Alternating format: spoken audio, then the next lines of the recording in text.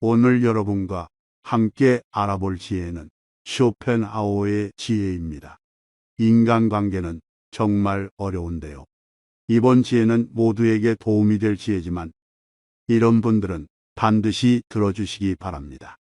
나에게 해코지하는 사람에게도 쉽사리 연을 끊지 못한다던가 연을 끊었다가도 미련이 남아 결국 내가 먼저 굽히고 들어가 화해하는 분들 말이죠. 그렇다면 이번 지혜가 더욱 도움이 되리라 생각합니다. 친구가 나에게 해코지를 했다던가 나에게 험한 말 등을 해서 그 친구와 절교했다면 더 이상 미련을 갖거나 혹시라도 화해할 생각은 하지 마라. 인간은 원래 누구나 실수하는 법이다. 누구나 적당한 실수는 할 수 있고 이런 일로 친구와 연을 끊지는 않았을 것이다. 하지만 내가 정한 기준인 선을 넘어 나를 만만하게 생각하는 사람에게 그 이상 미련을 갖고 매달려가며 참을 것을 다 참아가며 화해하는 것은 세상에서 가장 무의미한 일이다. 왜냐하면 한 사람의 성격은 결코 쉽게 변하지 않기 때문이다. 사람들에게 지나치고 관대하고 정이 많은 것은 장점이 아니다. 이렇게 행동하게 되면 상대방은 나를 얕잡아 보고 무례하게 행동하기 마련이다. 항상 내 선을 넘나들며 어디까지 선을 넘어도 되나를 계산하기 마련이다. 따라서 그런 사람과 친해지기보다는 나의 천성과 맞는 사람에게 더 많은 시간과 정성을 갖는 것이 차라리 이롭다는 것을 명심하라. 성공이라 함은 자신의 천성에 유리한 것은 적극적으로 취하고 천성에 어울리지 않는 것은 빠르게 배척함으로써 만들어지는 법이다. 이렇게 행동한다 해서 다른 사람에게 뇌정한 사람으로 비춰질까 염려하며 전전긍긍하는 사람들이 있다. 하지만 인간의 본성은 원래 그러한 법이다. 인간 됨됨이가 서로 상반되는 사람들은 서로를 미워하는 법이고 누군가가 나를 질투하고 멸시하는 일은 흔하다. 따라서 이런 일에 남의 눈치를 보느라 신경을 쓰느라 자기 자신을 잃지 말라.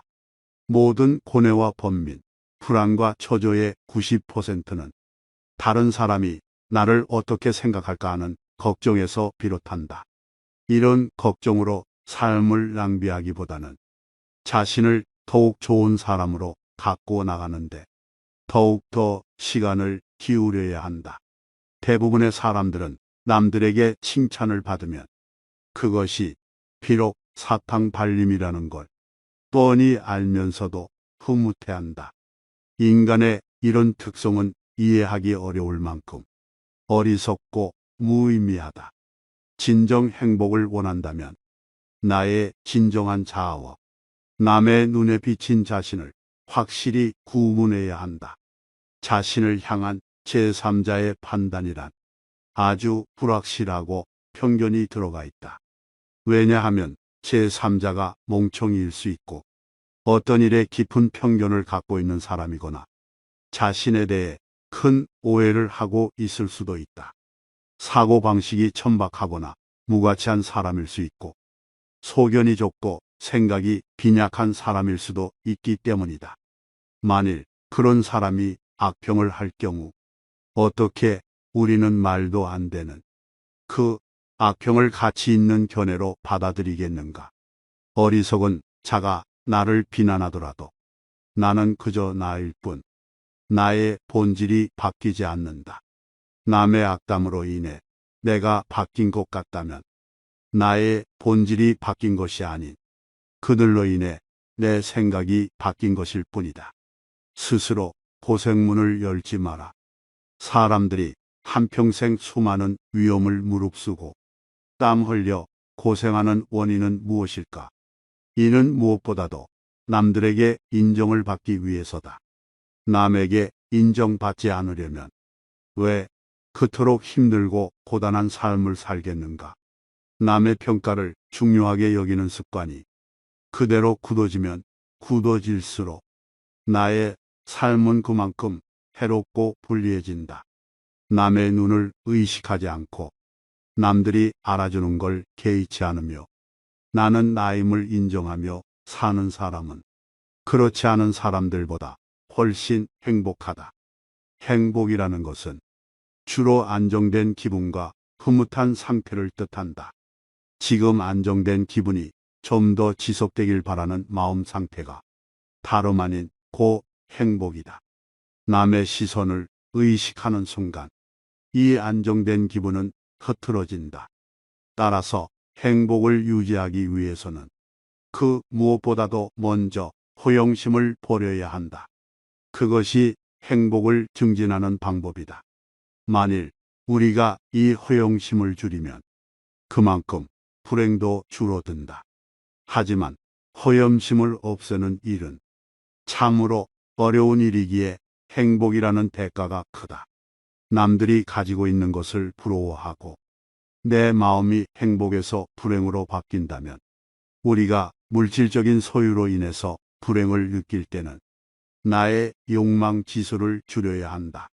가장 쉽고 빠른 것은 그 길밖에는 없다. 행복할 때는 자신이 행복하다는 사실을 느끼지 못한다. 불행해져야 그때가 행복했다는 점을 깨닫는다. 그렇다면 우리에게 현재의 행복이란 없고 행복은 과거의 기억에만 존재한다는 이야기가 된다. 나의 행복에 집중하고 다른 사람이 앞서 나가는 것에 전전긍긍하거나 안정을 잃지 마라. 그 순간 행복은 불행으로 바뀌어 먼 곳으로 떠나버린다. 지금 나의 상태에 만족하라. 내가 처세에 관해서 가장 큰 가르침으로 여기는 구절은 아리스토텔레스의 니코마코스 윤리학에 나오는 다음 구절이다. 현명한 사람은 쾌락이 아니라 고통이 없는 상태를 원한다. 현명한 사람은 고통이 없길 바랄 뿐이지 쾌락을 원하지 않는다. 이 구절만큼이나 행복에 대해 쉽고 간결하게 설명한 글은 없다고 생각한다. 우리는 행복이나 만족이나 쾌락 추구를 단념해야 한다. 큰 불행을 피하는 가장 확실한 방법은 그것밖에 없다. 어떤 사람이 아주 작은 일 때문에 괴로워한다면 지금 행복을 누리고 있다는 뜻이다. 아주 작은 일조차 고통으로 느껴진다는 것은 행복에 익숙해져 있다는 뜻이기 때문이다. 작고 조그마한 일을 잘하는 건 우리를 행복하게 만든다. 작은 일이란 무엇인가? 아무도 만나지 않고 혼자 책을 읽거나 음악을 듣거나 명상을 즐기고 또는 마당을 쓸고 꽃을 바라보는 일 같은 것이다. 일상의 평범한 일 그 자체가 그것이다. 넓은 곳을 바라보기보다 좁은 시야를 가질수록 또 행동 범위가 넓은 것보다 좁을수록 더욱 행복해진다. 세상을 넓게 보면 욕망이 커진다. 시야와 행동 반경이 넓을수록 욕구가 더 많아진다. 그럴수록 욕구와 욕망을 이루려는 걱정과 불안이 커진다. 내가 인간이 투쟁하며 삶을 살아가는 것으로 보는 이유는 모든 존재가 끝내는 파멸하기 때문이다. 결국은 무로 돌아가는 존재가 왜 그토록 아득바득 강한 의지를 보이는지 정말 불가사의한 일이다. 우리의 삶은 끝내 죽음을 통해 원래 상태로 돌아간다. 위대한 생명이 한낱 죽음으로 끝나고 말다니 이는 참으로 허망하다. 그런 뜻에서 보면 삶은 별 의미가 없고 인간은 아무런 목적도 이유도 없이 이 땅에 떨어진 존재에 불과하다.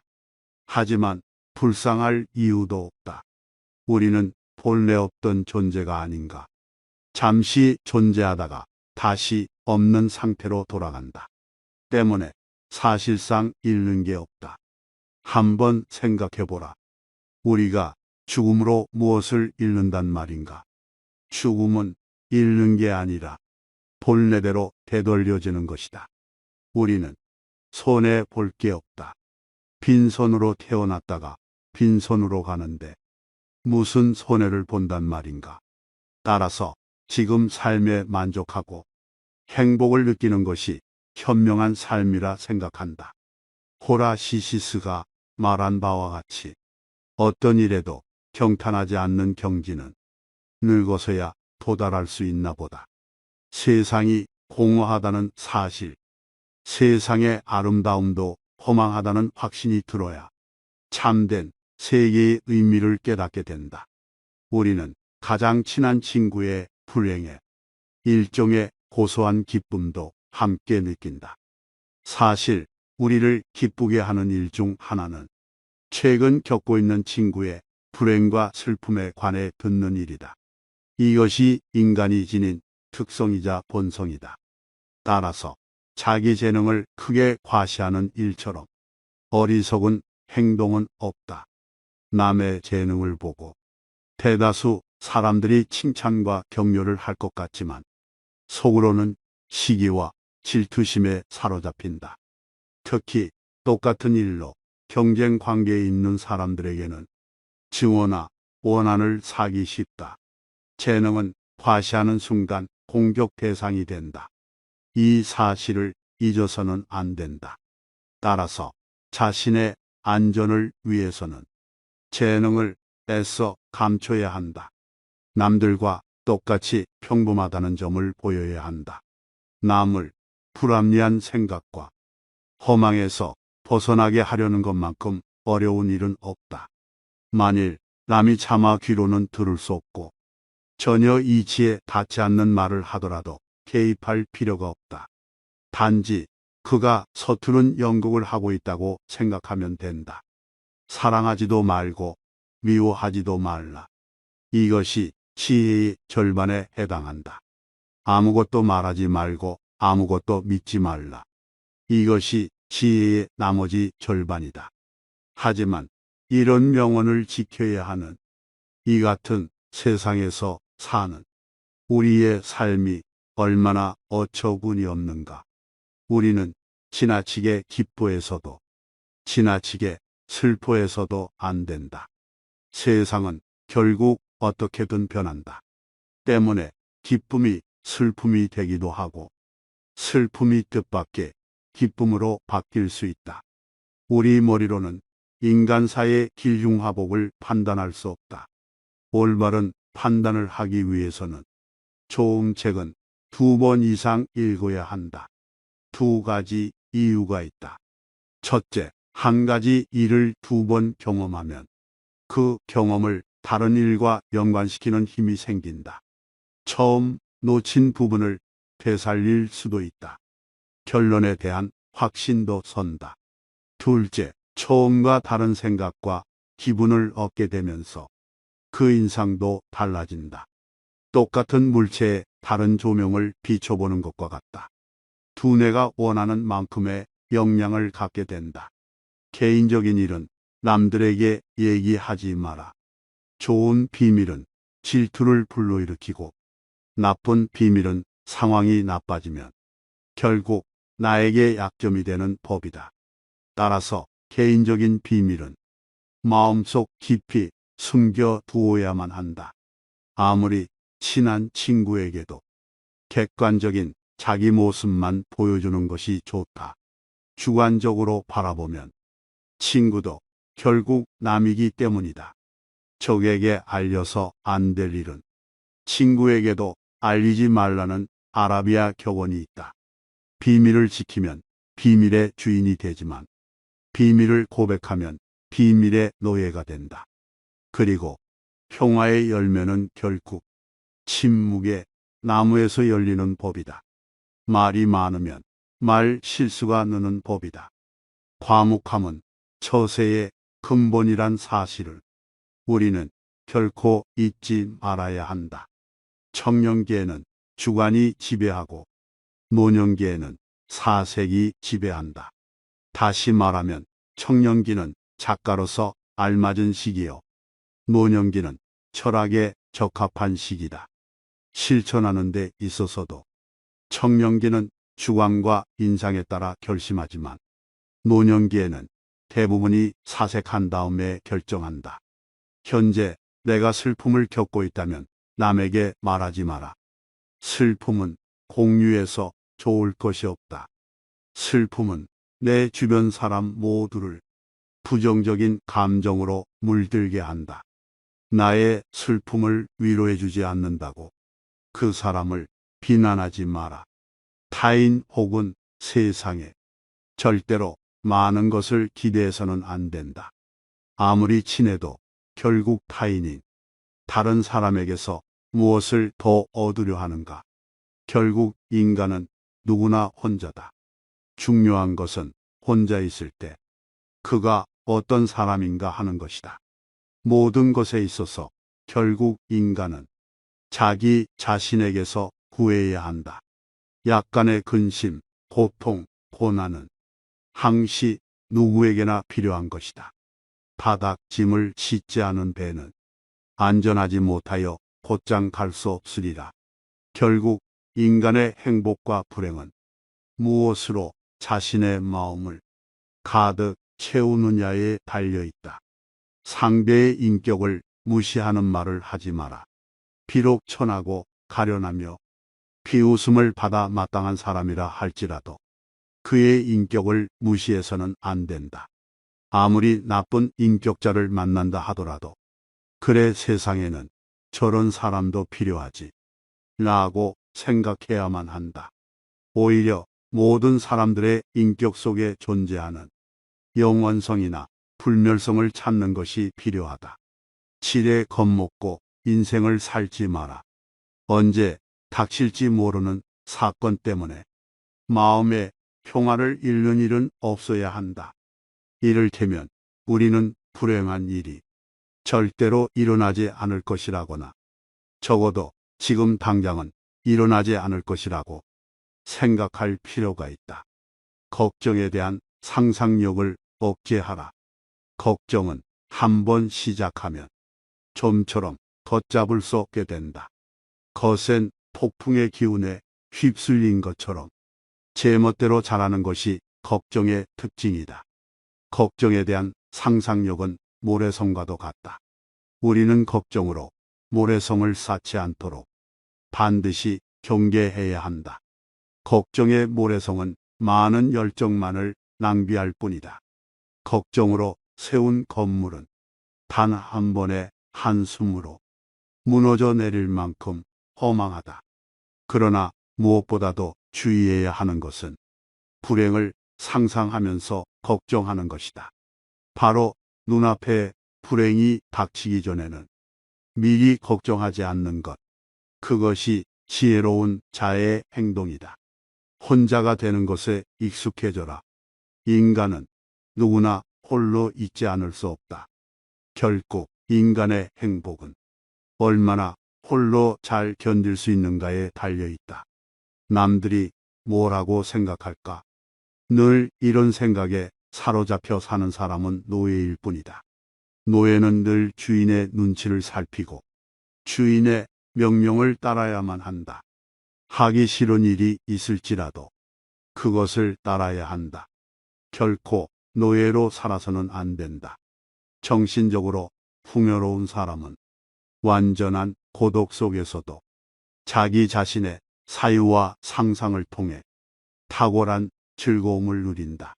남과 비교하며 부러워하지 마라. 사람들이 질투의 감정에 사로잡히는 이유는 자신보다 나은 처지의 사람을 바라보기 때문이다. 그 사람이 자신보다 많은 재물을 가지고 있거나 다른 사람으로부터 더 많은 사랑을 받고 있다고 느낄 때 사람들은 대부분 자신의 비참함을 돌아보게 된다. 모든 불행의 시작은 남들과 비교하는 것으로부터 시작된다. 그러나 생각해 보라.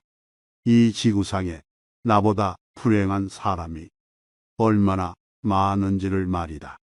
태어날 때부터 눈이 멀었거나 듣지 못하는 사람들, 한 끼 식사도 제대로 못하는 사람들, 그들도 역시 나의 주변에서 함께 살아가고 있는 사람들이다.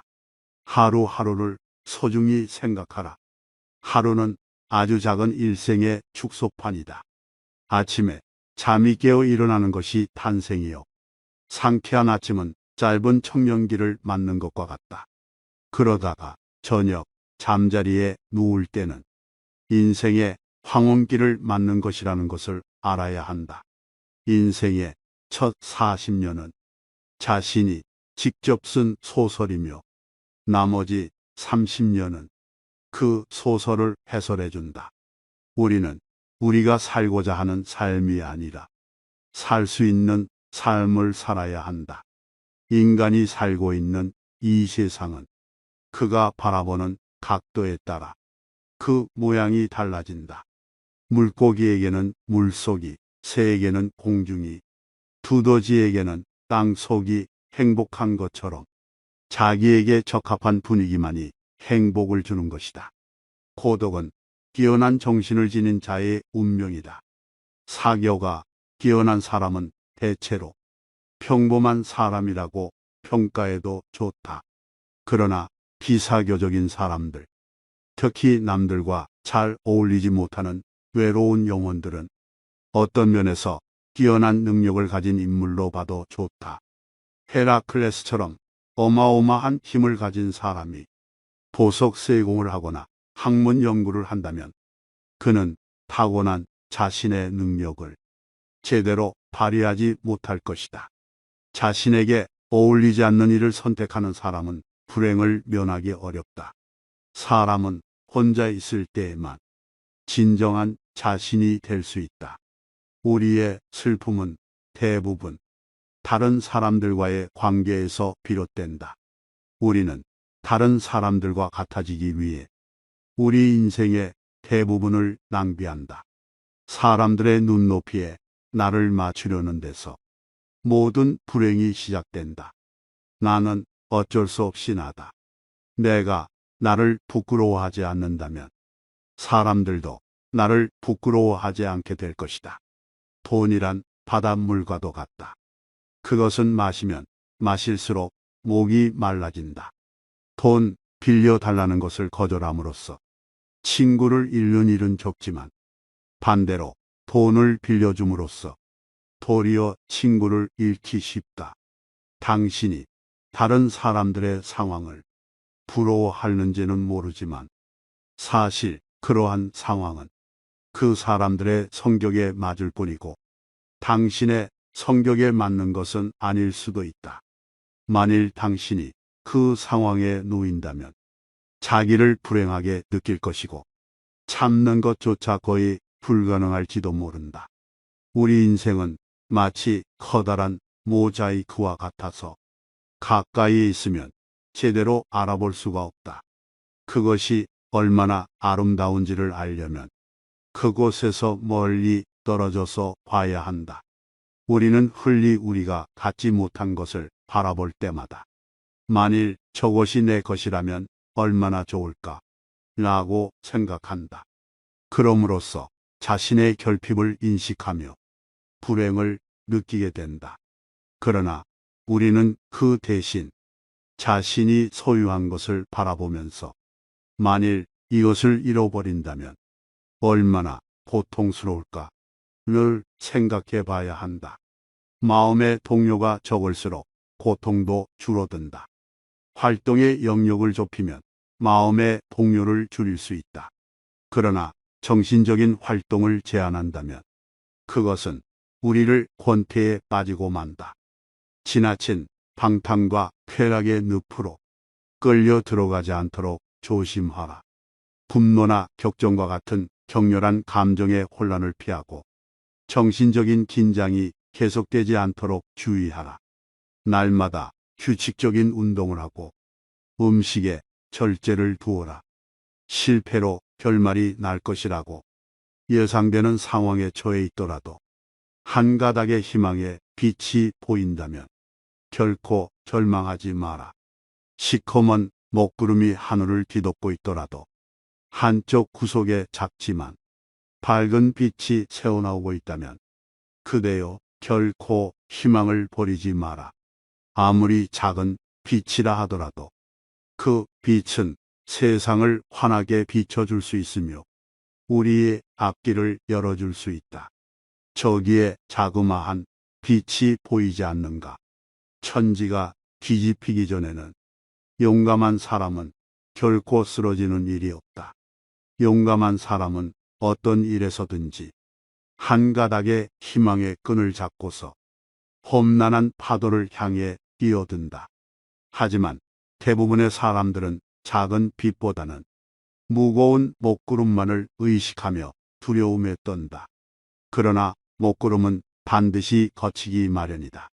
진정한 용기를 가진 자라면 그대여 그 작은 빛을 향해 자신의 모든 것을 던져 최선을 다할지어다. 차원 높은 숭고함은 시련 속에서만 얻을 수 있다. 자연은 때때로 사나운 회오리 바람을 내보낸다. 주위는 짙은 어둠에 뒤덮이고 하늘에는 거친 비바람이 휘몰아치고 있다. 우리의 시야를 방해하고 있는 바위는 거대하며 대지에는 나무 한 그루, 풀 한 포기도 보이지 않는다. 강은 요란스러운 소리를 내면서 거품을 일으키며 흐른다. 골짜기를 스며드는 바람은 귀신의 비명 소리를 방불케 한다. 그렇게 우리는 손과 발이 묶인 채 자연과 싸워야만 한다.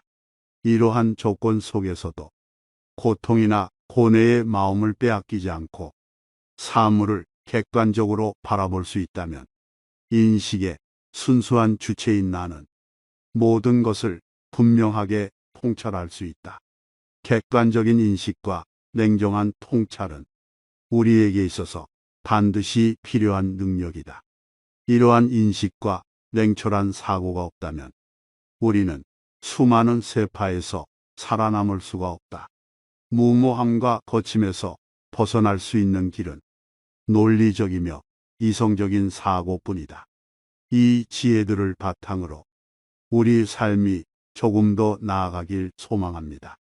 시청해 주셔서 감사합니다.